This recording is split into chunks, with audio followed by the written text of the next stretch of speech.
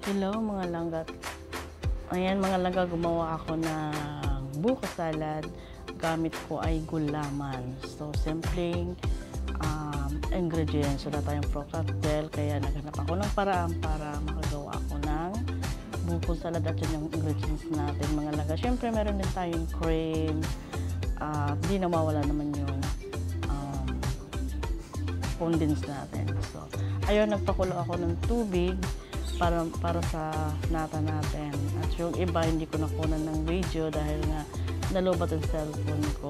So, mga langga, ayan, panoorin yung mga langga hanggang matapos ang ating video. Sana hindi kayo magsawa manood sa mga video ko.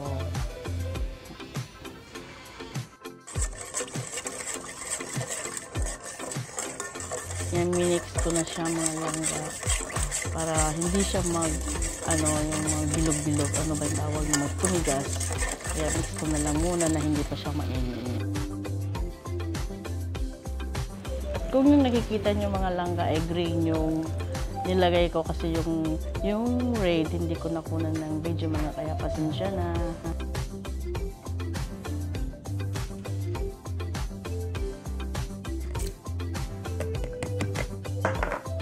At ito na mga langga kinalabasan at slice ko na din siya pinamaliit-liit at nilagay ko na sa buko natin. Yan, may yellow tayo, green at red.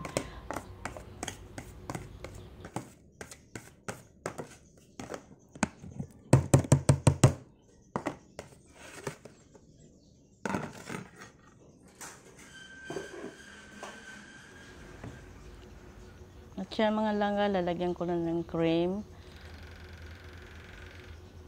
Ayan, kailangan natin pasarapin.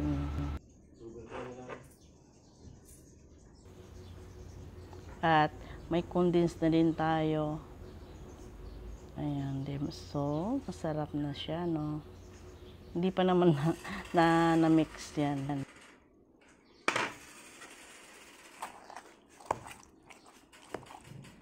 So, ayan mga langga, gimikos-mikos ko na or gimix ko na siya, haluin para mahalo yung buko tsaka yung gulaman. Kasi nga, tulad nga sinabi ko, wala akong pro cocktail.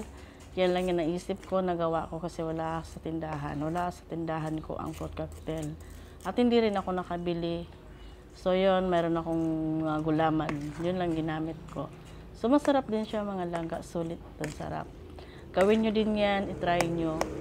At yun, maano nyo yung lasa at masarap.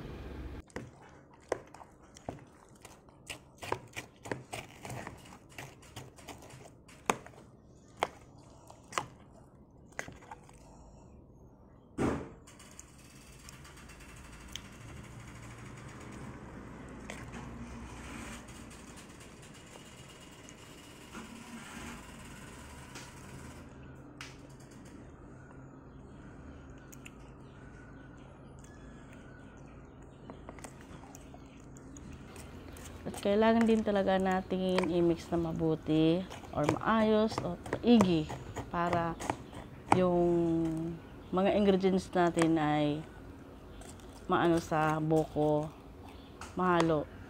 At yun, malasahan natin na mas lasa ng buko salad. Ayun, yun. Ewan ko sa'yo kung anong tawag sa inyo yan. Basta sa akin, buko salad. Yun, charot. Ayun, thanks for watching mga langga. Sana hindi kayo magsawa manood sa mga video ko. Thank you mga langga.